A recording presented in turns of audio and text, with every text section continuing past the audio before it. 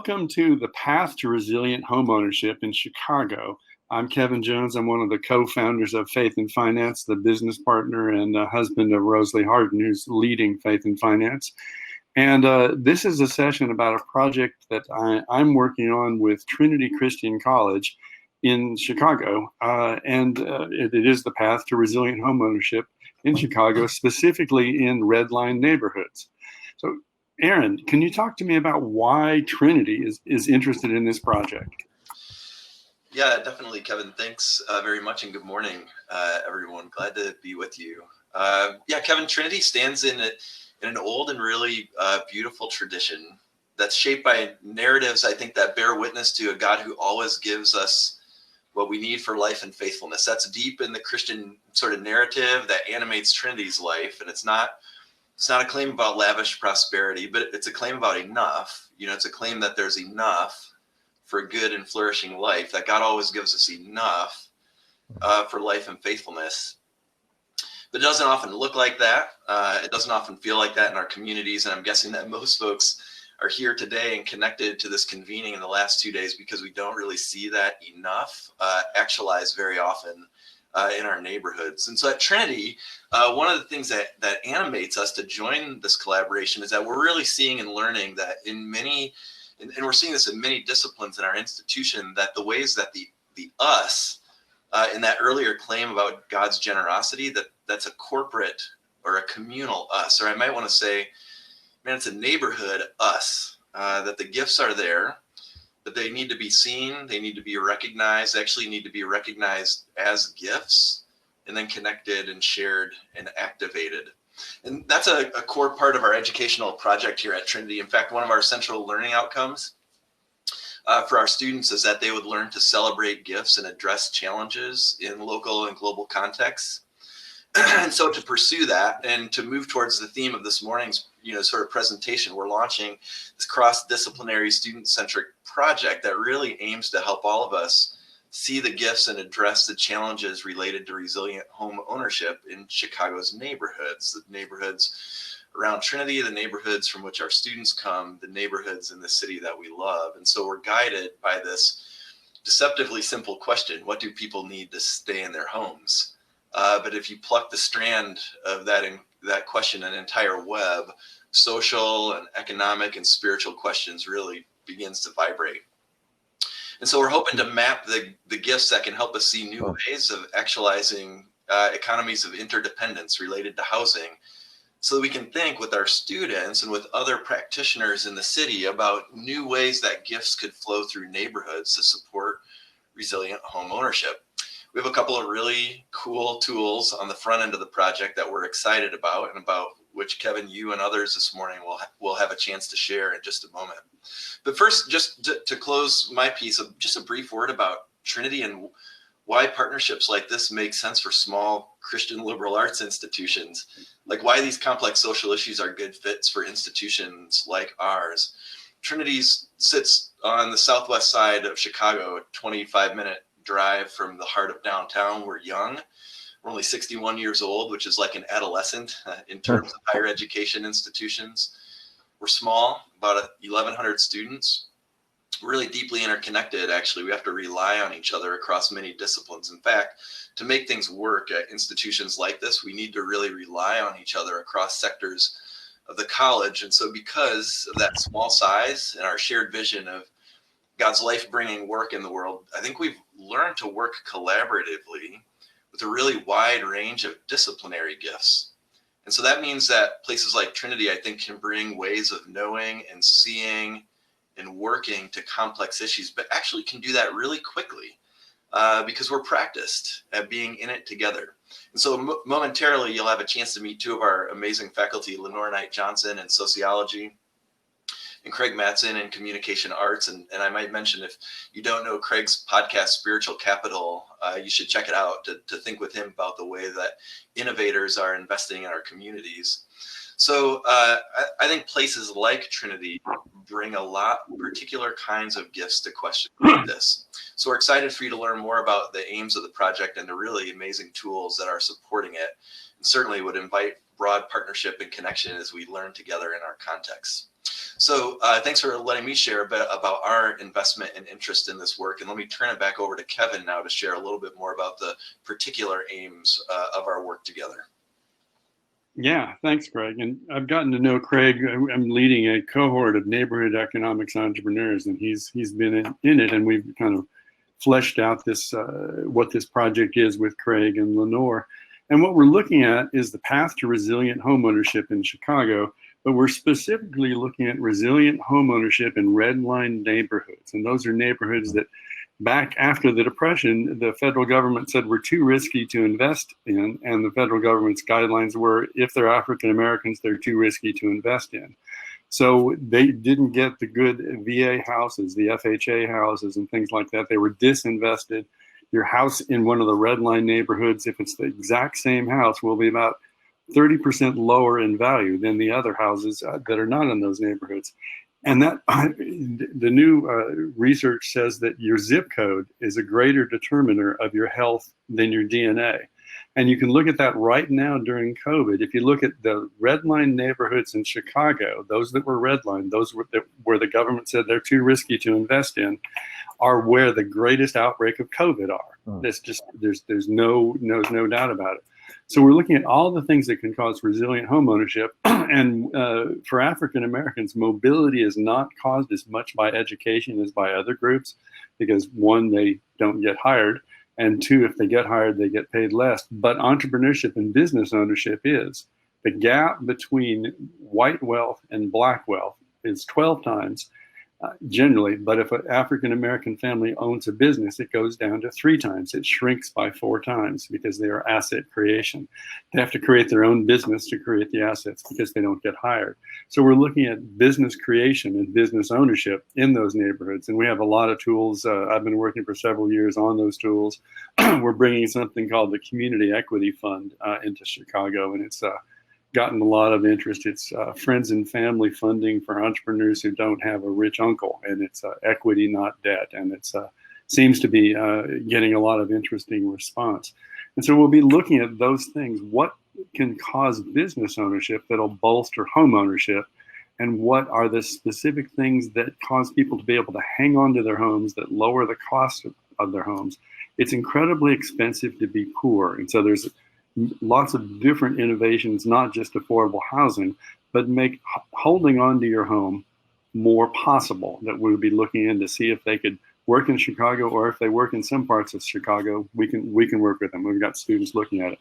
And one of the prime tools to figure out what's working elsewhere that could work in Chicago and bring it in respectfully and see if it works is a map that's being built by Christian Hildebrand, the technologist, who's also on the screen. Kristen, can you tell us about the map and what it can do?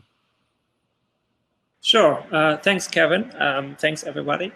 My name is Christian. I reside in Europe, Berlin and Hungary. Budapest is my home.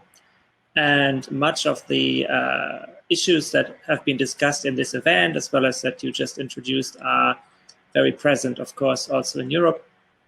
And they are indeed a motivation for me to develop technology for maybe not just this particular use case, but it's a very strong use case for the technology that I, as well as other people in our team, have been building. And so a lot of the times when, maybe I should also start quickly saying that I've been managing a fairly large co-working space. So I also come from not just the technology side. In fact, that is only later in my career that I picked up on technology. I am more of a community builder for a decade now. And this is where I learned that the amount of exchange and activity that happens in a community is quite incredible, but it's very hard to understand, very hard to map, very hard to grasp the interactions that happen on the ground. And a lot of the times when, for example, new people came to the co-working space, the first question is like, what can I do? Where can I do it? With whom can I collaborate? And all these kind of things led to us trying out different technologies. And then in the end, after a few iterations, it became clear that we are just going to build a sort of map tool. I don't know whether you want me to share my screen and quickly show it, or whether I should just. Why don't you do that? Yeah. Yeah. Okay. Cool. I think I can do that quickly here.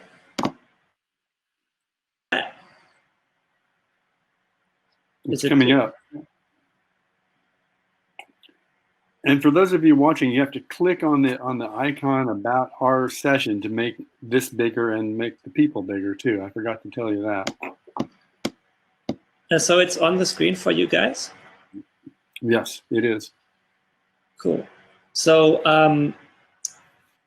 Kevin has been populating the map already with activities that relate to the Neighborhood Economics Network, and the network has its own dedicated link here, and the map is in fact governed by this network. This is an important difference between other tools that might be centralized tools. A lot of our technology that we propose is that we decentralize a lot of the aspects of how entities are created, people can, how the people own their data, how people are added and businesses are added and controlled in this context of the map and in this digital realm. That's massively different to creating a Facebook group or any other group on centralized platforms where you might have facebook.com/neighborhood economics. And so what we're also trying to experiment with in this map is this new form of governing data and governing information in a network. And in this first instance, in this first step, you could, for example, after adding yourself, you could add your business. And it's as simple as pressing the plus button, saying I own or I run a organic food farm, give it a location. You know, it's just an example in New York, and so on and so forth. And I would put it on the map. And here you go. It's on the map. It's got a specific name and a specific tag, and this makes it a unique player in the entire ecosystem. And what I would like to point out is what this map is starting to build is not a platform, it's a network. So everything that happens in this map results in a network which can be taken out into and combined with other networks later on, and networks can overlap and overlay their information. But this is for later. So if there are any questions, of course, you can address them. Is there anything I left out, or shall I add something? Otherwise, I would stop my screen sharing, I suppose. So, Christian, yeah, you can stop the screen sharing. I have some questions people probably will want to know is, can they add their organizations to the map? Yeah, after some person, like a person who is a leader or any person really in the network, creates his or her own name, her own entity, she can add businesses, institutions, NGOs. There's a lot of categories that you saw on the top that you can add things, and you can invite other people to collaborate on those things that are being put on the map. So it starts to become a network of all kinds of happenings, and this includes tasks and skills that can be offered to the network. Right. I used it this morning because I'm having to fill in on a moderating a session because someone's wife got sick. And it's a session about what's happening in Seattle.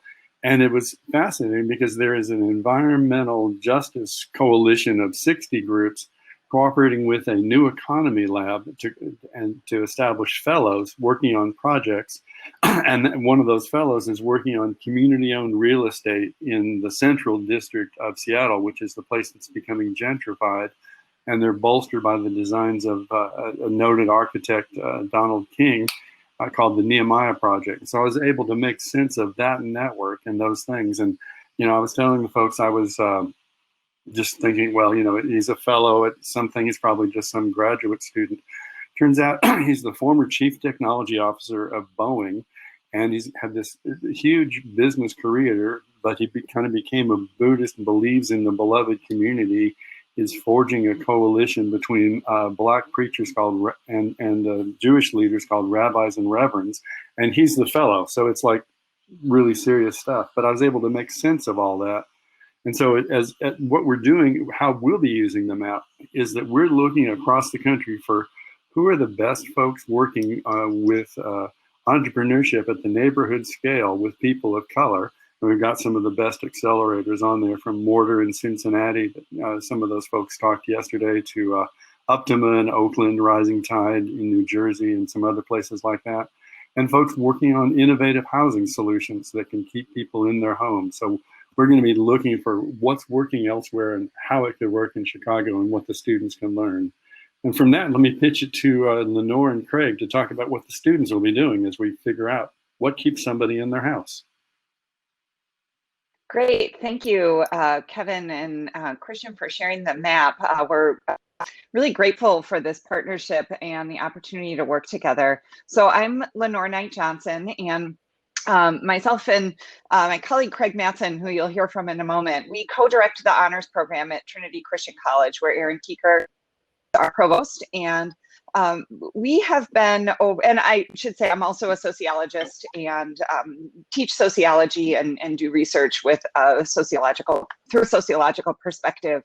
And so a number of these issues are really sociologically, but also a significant part of how we have expanded our ways of doing research in our program. So research has long been a significant part of our honors program at Trinity, which is an interdisciplinary program.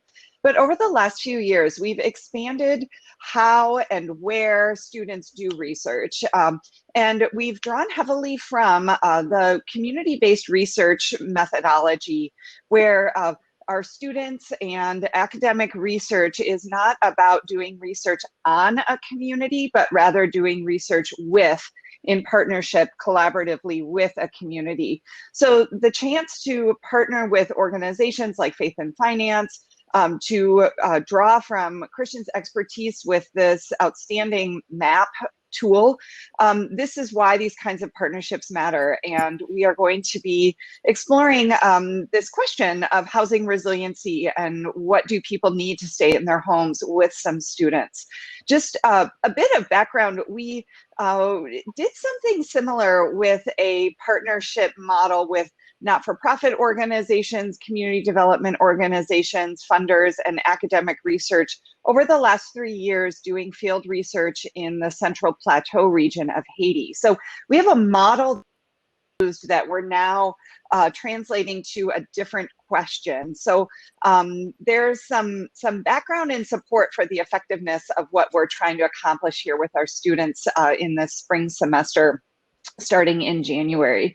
So with our student team, we're approaching this with 2 concurrent courses, and I'll be leading a small team of upper level honors students who are going to be heading up the research on housing resiliency and the support people need to stay in their homes. We'll be doing some research on the background on why homeownership matters, learning about the history of redlining in Chicago, as well as some of the development of enclaves that resulted in concentrated poverty and communities that did not receive the same level of political and economic investment from the city compared to mostly white areas, and the continued consequences of that neglect and lack of investment. We'll talk about why homeownership matters, drawing from scholars like Thomas Shapiro, Matthew Desmond, who have been significant leaders in scholarship on why homeownership is such a central piece in some of these larger questions on community stability, resiliency, and wealth building as well. And then we'll be thinking too about patterns around urban renewal and asking, when we say urban renewal, what are we implying about what needs to be renewed, and what are we implying about who that renewal is for? And this is particularly important with the kind of partnership we're developing here with Faith and Finance and other partners, in that we're not looking to go into communities and say, this is broken, you all need help. Rather, we're looking to explore what assets and good work and persistence and resiliency is already there, and how we can see opportunities for building those kinds of connections in communities. And I say that's especially important because there's a long history among academics assuming, here, we can help you and tell you what you need. And what's very true in Chicago, as well as many cities, is that even in these areas that have been neglected politically and economically, or have been impacted by historical patterns of segregation and lack of economic investment, that there is still good work happening there, and families and community members and organizations that are working to maintain the strength and assets of those communities. Right? So this is what our upper level students will be working on in our team-based research course. These students will also be working alongside a cohort of our first year honors students in a course that my colleague Craig Matson will be teaching. And I'll turn it over to him, and he can talk a little bit about that side of the project for the spring. Hello, greetings everybody. I don't know what the digital tact is here, but I feel like I want to say hello to people who are in the room. And I also feel like I should acknowledge that everything I hope to teach in this class with Lenore this spring, well, I should say much of it I learned from people who are in this room. As I'm looking down the list of attendees or attenders, Rosalie and Shannon and Dave Odom and Diamond Harjes, and other people in the room. I'm just really grateful for people like you who have helped me to understand what I take to be the core insight of the work that we're doing, both in this partnership, but also in this class, or this pair of classes that we're teaching this spring. That core insight could be said this way. When I first started to study social entrepreneurship in relation to social and ecological problems, I was really interested in the curiosity of the social entrepreneur herself or himself. The farther I got into the research and talking with people like you, the more I listened to the stories of the work on the ground, the more I realized that the central character was not the individual entrepreneur, but the neighborhood. And that's what I hope to be able to explore with students this spring alongside Lenore and others, using Christian's work on the map. And Kevin Jones will also be lurking and popping in on us here and there. So that's the kind of work we're looking forward to doing. Again, it's great to see your names here, and it's great to be sort of working adjacent to all of you folks. Could I add just one small And bit? one of the roles. Go ahead. Yeah. Just to add to Lenore and what Craig said about their plans for teaching, I think what the technology that we are building would like to offer your community and your college and your teaching is also how everything that actually happens on the ground, how is this actually governed in the digital realm? This is it's a topic in itself, really. The governance of information and the communication, because as we see, the big platforms in the world, they're trying their best, but they also have problems, and I think I would like to explore that realm of governance of that network and the information in that network. Yeah, and we'll be guided by you in that.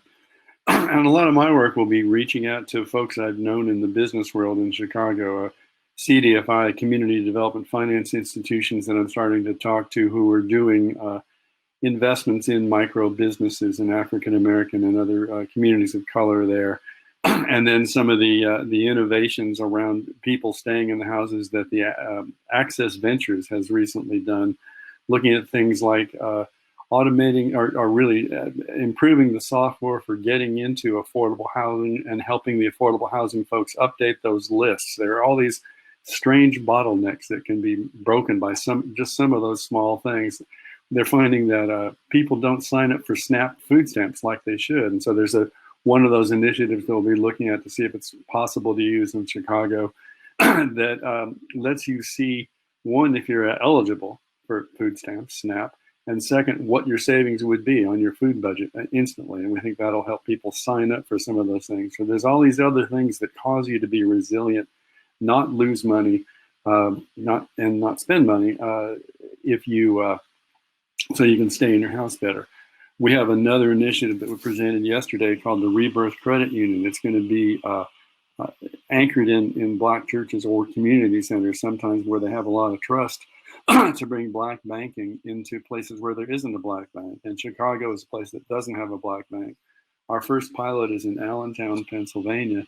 And what they find is that working with Hope Credit Union, which is the anchor that is a nationally known community development credit union, that they can help people who are the unbanked get free from payday loans that could get them 400% interest and get them also so that they don't have to buy a $7 money order to just pay their phone bills, those things like that. We're seeing if we can bring some of those networks to bring Black banking into places where there aren't Black banks, because it's a proven simple thing is that if you have an African American credit union, they assess risk differently than white folks do when they're looking at African American folks. And there's been there's been recent discrimination in the distribution of PPP loans, the loans that African Americans didn't get them because the white banks saw risk where there wasn't risk. So we're looking at all these different kinds of ways, what can be brought in that will be welcome and what's already here, and looking at those kinds of things as we build this out. So I'm looking forward to this as hopefully this will be a replicable model that can work in a lot of places. And we wanted to, I don't know if somebody else has anything to ask. We'd like to, we're just starting this partnership. I've gotten to know Aaron through the cohort of neighborhood economics entrepreneurs, but we're really excited about it. We'd love to hear what people think, and if anybody wants to comment on it, ask your questions, tell us something that doesn't make sense, we would love to have you do that. You can do it by chat, or you can, I should probably have asked how before I said let's do it. But we do want to let this be open for discussion. Melissa, how do they ask a question? They ask you questions by chat, I've just been told. Okay, so if you have a question, put it into the chat, and we will be looking at it. Let's see, I'll make sure I see the chat. Kevin, folks could also request to share their audio and video, and you as the moderator would be able to allow them to do that. So that's another option if you want to have an intimate conversation. It's a small group. Okay. Well, we can keep riffing until people ask questions. So, Lenore, what are some of the, how do you assess success in this partnership? That's a really good question. I'll give that to the academics.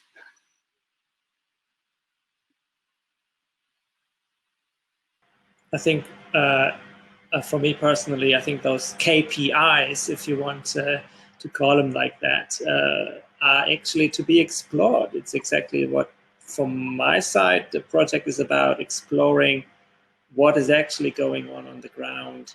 How do we measure this? And what can we do with it, with all this information and connectivity? And how do we order it for humans to make sense? Right. And from Trinity, how do you assess success in this partnership? I think our habit is probably going to be going to start with thinking about how do we assess effective student learning and student experience. That's going to be our sort of habitual approach. Mm-hmm. But yes, Dave's question is an important question. I've spent the last month or so thinking about impact assessment and like how do we mark effectiveness in this sort of thing. And I myself oscillate between a kind of I want the hard numbers sort of evidence that something good is happening here, and also this other sort of focus, which is good work being done? That feels to me like a marker of success for this partnership. Do we locate, name it, and sort of pull it into recognition and relationship? So that's a stab at explaining how I would think about assessing success. Love to hear back from others on. Yeah, I agree with that, Craig. I think that there's a layer of this, and I actually think the way that the map actually helps us do this somewhat visually, which is, can we connect things that haven't been connected, or help people know folks who haven't known one another, so that we can find the synergies and all the good that's going on in our neighborhoods. And then to Craig's point, as an educational institution as well, can we shape students for whom that it becomes a habit, a way of being in the world, that they might go into their neighborhoods and look for those gifts and think about what are the hubs, what are the points of connection that can accelerate the good that's going on. So I'm looking for connections that didn't used to exist. I think that will be key for us. Right. You know, there was a Lanier Richardson presented yesterday. He's got a community investment trust there in Chicago, and it's pretty interesting. It's taking strip malls that are not Amazonable, you know, things like nail salons, things that won't be taken over by virtual sellers. And he's concocted a way. There's about 3 of these around the country in Seattle, Portland, and Atlanta. He's got one here where the African-American owners of those businesses can be majority owners of their own property in the strip mall. And then people in the community can buy in at $1,000. He's gotten a grant from MacArthur Foundation and the Chicago Community Foundation, and he's wanting to expand it. And I think that's something that students can learn from, but we can also help Lanier expand, you know, the preservation of businesses by having strip malls. Because if the strip malls go and you put in a big box, then those jobs and that equity and those assets that are held locally will be gone. And so what can we do with our networks to help that project get more attention, get more capital, spread to other places, and help it succeed? So there are some things already happening, but then there are other things that are solutions elsewhere that could be applied here, like the Community Equity Fund. It seems to solve a gap to entrepreneurs who aren't ready for the CDFI loans that are available. So I'd love to see some importation of a solution that works elsewhere, and the partnership and learning and peer learning between the folks doing similar kinds of things. We're really working on entrepreneurship and business creation and home preservation. So the more we can learn from what people are doing elsewhere, and the more the students can learn, but then the more the practitioners here can learn. I think it's a multi-level learning and partnership across those 2 axes of home ownership preservation and business ownership and expansion of business ownership. Oh, that's an interesting question. And obviously we have to establish some kinds of baselines. You know, what is the state of the red line? You know, it's simple to look at, there's more COVID in red line neighborhoods in Chicago. There are more people who are sick right now because they live in these neighborhoods. So we have to look at those sorts of things. I also believe that we will be quite occupied with understanding the ontology around our topic, like how do people call things? You know, is it a community investment fund? Is it just a fund? You know, like all these kind of differences that currently, if you Google something that you think is maybe fitting, then you will find something. but you also don't really know what you're looking for maybe. And Google is of course amazing at guessing what you mean. So if we take it out of Google, then we will have to start building up our own way of talking about these things and educating the community and network about how to actually consume this information that is there. That is also a big job. And one of the characteristics of the new financial vehicles that are, I'm working on and other people are working on is that they're much more democratic. It's not like money into a poor area to fix the poor area, but it's also ways that average people can invest in neighborhoods that they think are only in need of philanthropy. And you can actually invest there at low risk and in small dollars, $100 in the community investment fund. And you discover that they are investable. They can pay it back. And because we have to change the story across neighborhoods. Many neighborhoods have no contact with each other, and so we're trying to bridge black and white and upper class, upper middle class, and impoverished neighborhoods, and tell a new story. Because the story that white folks have in their heads is what causes people of color to be at risk. So if we can create relationships of economic reciprocity, we can change some of those stories and discover that they're not dependent or needy, but they are investable. So, and there's a lot of folks working on solutions like that, and there's some of those happening, like the Community Investment Trust in Seattle. But I think, in Chicago, and I think we can tell those. Part of our job is to be, what our Field Guide to Transformation calls a connected evangelist, telling those stories in the neighborhoods of folks who look like us and opening the doors for some of the folks who are doing these initiatives to tell their stories into the churches and the Rotary clubs and the biking clubs and other groups like that. So we have to tell the story across race and across class of a different story than dependent, condescending philanthropy. One of the things we learned, Craig and I, in developing and leading the students in our field research in Haiti project is that Haiti has a long history of missions groups and NGOs coming in and trying to rescue the country. And we learned about and witnessed a tremendous level of distrust within the community because they see another group coming in saying, oh, no, we're really here to do some good community development or reinvestment. And yet they're so used to groups coming in and then leaving after a period of time, and the communities are left with something that isn't sustainable or isn't useful for them. And in the end, that turns out to be more about that NGO or that missions group for their learning rather than something that's good for the community. And so I think that's something to, back to that question on assessing success for the partnership, will rely heavily on what this developing network of community partners tells us about what is good, what is useful, what is successful, and what is not successful.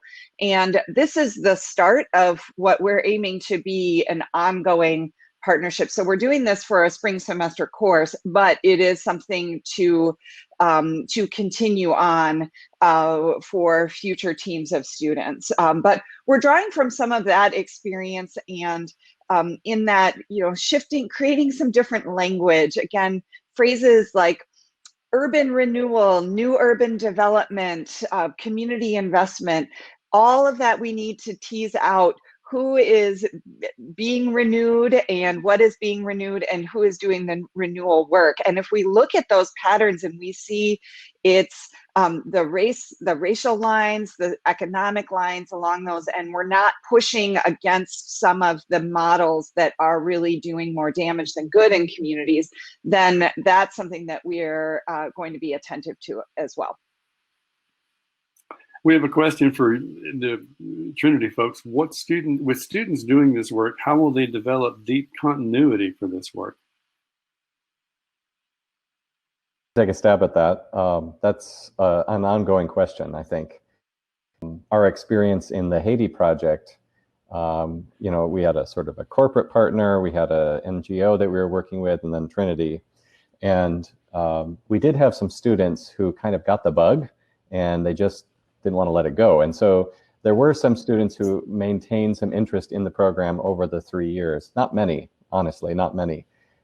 Students do have a lot of foci, and so it's a distracting world being an undergraduate, of course. But so one way is this kind of upper level mentor student working with first year or lower level undergrad student. That helps to build some continuity into it as well, because it provides a couple of access points into the project. Yeah. There's a question, what are the financial vehicles that will have the best success? The ones that I'm most interested in are those that allow average individuals, as opposed to accredited investors who have $2 million, to invest locally.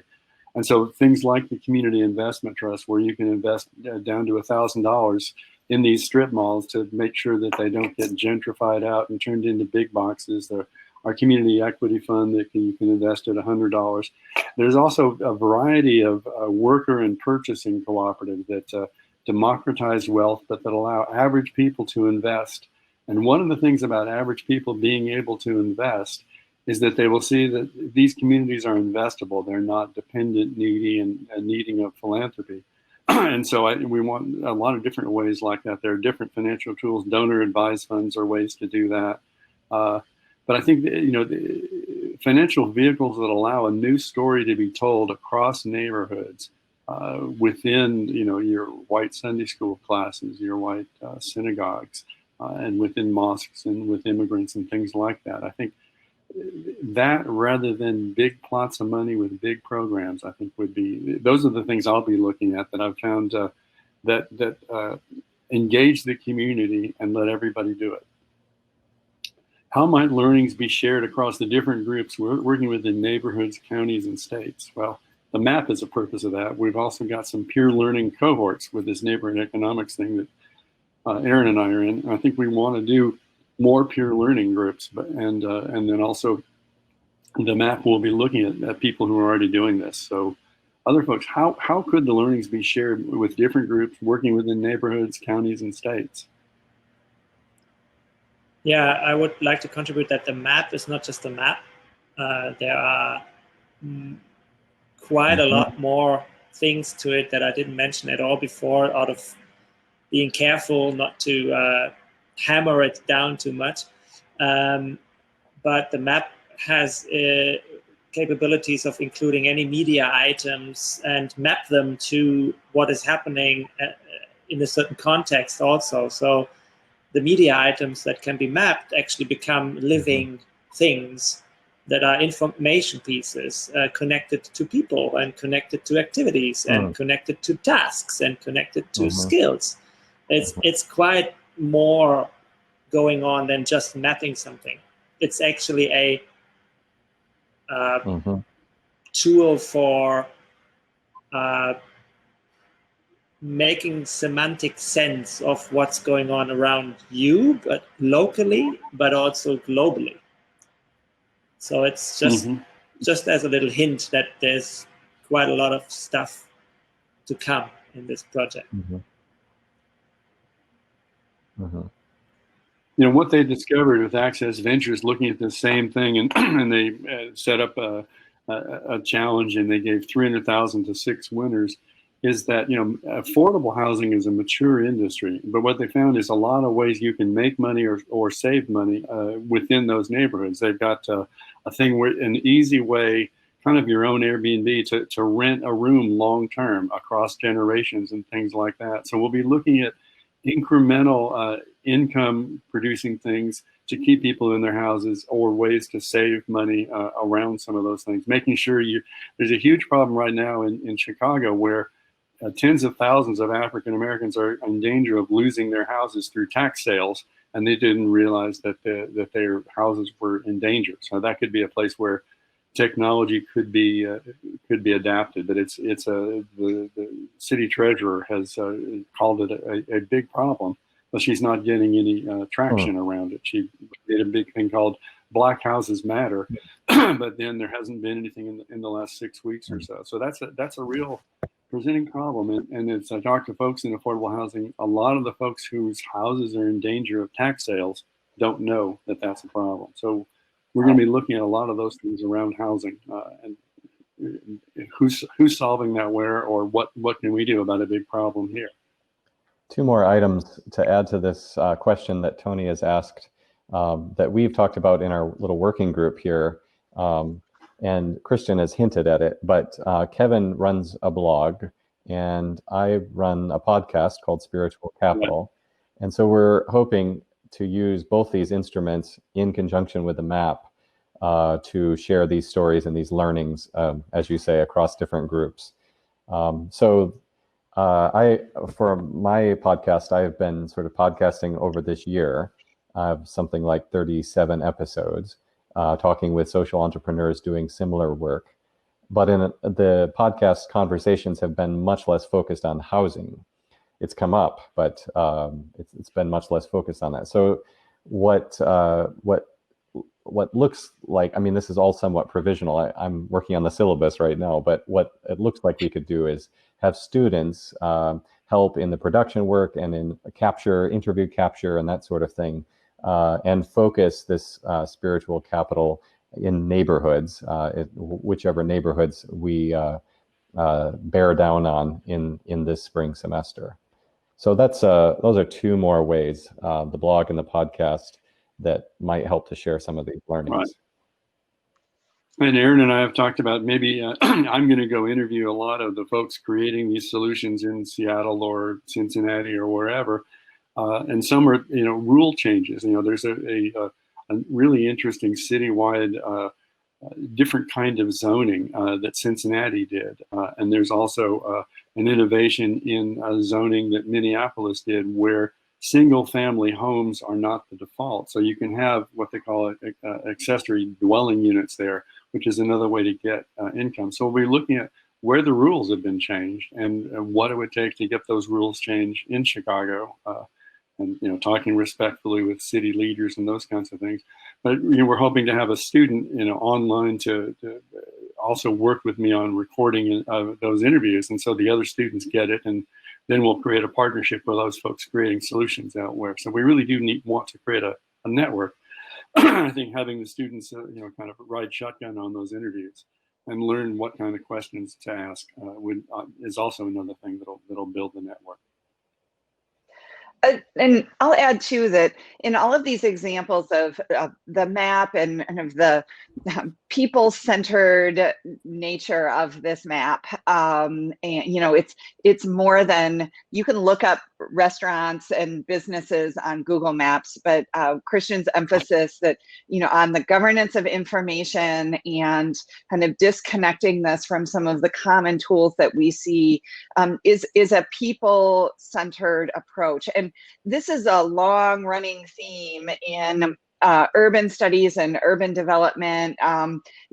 Jane Jacobs' approach on cities should be by and for people. And so all of these different examples, a blog, a podcast, ways that we're looking to connect with organizations, the asset-based community development approach to this and community-based research, all shares this common denominator around who is this for? Is this for business development, and or is this for people development? And economics matters for people development.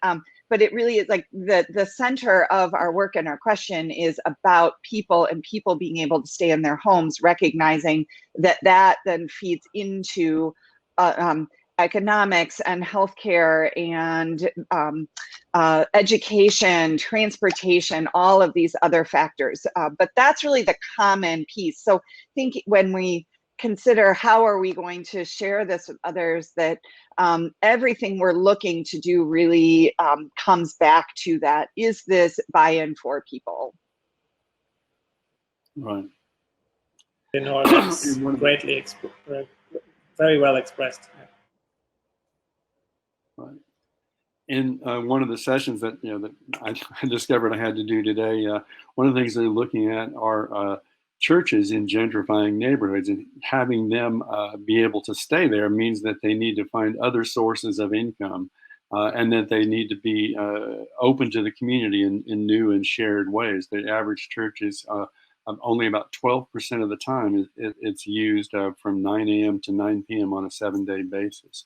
So there's all kinds of, there's co-working, there's many other things around this week, but we'll be looking at what's working to keep the churches as community centers as we work to help build and strengthen the community, help business creation, which creates assets, which keeps people in their houses. So there's a lot of innovation around that. And there probably already is in Chicago, and we'll be seeing how that can fit in too. What are all the community assets, to get back to Lenore saying, if we're doing asset-based community development, what are those assets and how can we help those assets be stronger? One of the things about our approach with our guide to transformation, the field guide to transformation, is we also look at what capital is missing and what capital vehicles can be created. And so we'll be looking for those sorts of things. Where's the system broken that seems to be a given, and what can you do to unblock that system? So we'll be working with folks locally to see where those system breaking innovations could break through or could be replicated if they're desired by the folks. We like to go and get invited rather than say, here's a solution, please change. Done both of those things. And Diamond says a great tool is Peter Block's Neighborhood Economic Vitality Index. Yeah, we have to establish a baseline, Diamond, and I think that's a really good point. We're going to be looking at those sorts of things that are there to establish our baseline. Peter's going to be on later, and Peter's the one who got me in fact, I'll just admit this brief story. We did a neighborhood economics event 5 years ago in Louisville, and Peter came. He's a noted community organizing development speaker along with the theologian Walter Brueggemann.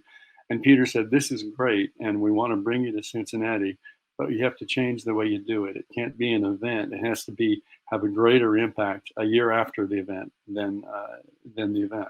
And that turned out to be true with what we did in Cincinnati. But Peter's the one that got me into this trouble. So I'm glad that he's also still around and talking to us. Well, I think we're about at the end of we have about a minute and a half left. If anybody has how are you engaging policymakers in Chicago? Well, Diamond, I'm reaching out to some of the community development finance institutions and some of the folks with the African American Chamber of Commerce, and we're working with the folks that we already know. I'm sure Aaron and the folks in Trinity can talk about that. We want to find out what's already happening. Aaron, how are we engaging with the policymakers? Yeah. I mean, I think that's such an important question. When you were gesturing earlier towards the way that we anticipate learning from positive changes that have come to zoning practices, other policy practices in other areas, and I think both learning that, but also the sort of data that we'll be able to gather as we see the stories of our places better actually gives us a story to tell with those policymakers. So, I mean, I envision that being a kind of further layer to the work. But I think we have some work to be done on the front end in order to understand well what we're advocating for in spaces. Well, yeah, I don't think we're ready for an informed discussion with the policymakers at this point. We need to know a lot more. So, Diamond, you're telling us folks to connect with it, and that's great. Please connect with us. We are out there trying to learn what's happening. So that's the National Public Housing Museum. That's really interesting. Yeah, that's a terrific connection. Thank you for mentioning that. Public housing is a big piece of this story, coming out of redlining, but also the how public housing developed, and also in Chicago, the destruction of public housing, or the failure of public housing, failures that were placed on the people who lived there rather than a failure of the design and investment and sustainability, that model. So it really was one just that I think the story that's told around that is an area where kind of telling a better story, and there are people who are doing that for sure in Chicago, but telling a better story around public housing is central to this project. So thanks for that connection. Yeah, that's great. We're out there to start learning. So, you know, anybody who knows something about what we're starting to look at, would love to know more about it for sure.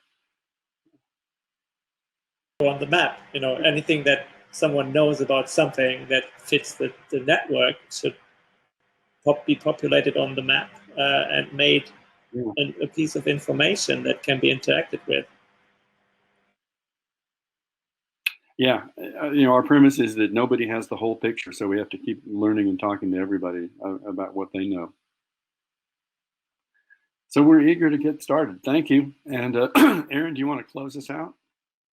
Yeah, sure thing. Well, thanks, friends, for engaging. I think I want to echo something Craig said earlier, which is there are a lot of teachers of mine listed in the participants panel, and so that's a really beautiful thing to see. So I feel a lot of gratitude for that. I would just echo, I think, what Kevin said there at the end, which is we welcome those connections. As Christian mentioned, those are connections that can be also populated inside of this platform as well. So certainly welcome the opportunity to collaborate or meet those who can help us do this work well, be teachers of ours or co-journeyers with ours in this. So yeah, so thanks for joining with us this morning. We're gratified by your presence. Oh, I've got a request that to share the neighborhood economics map in the chat. And let me think I can go do that here. Right now, there's no limitations on who can add to the map. We may have to see if we do that, but it's listed there now. And you just say if it's an NGO, a network, a business, or whatever, or a person, if you want to put yourself on there. Nobody can put anybody else on the map. But that's there, and you know, we're just looking for folks who are creating resilient housing, other kinds of tools beyond the affordable housing funds, and business creation in minority neighborhoods, and who's enabling that, who's funding it, and those sorts of things. So, thank you all.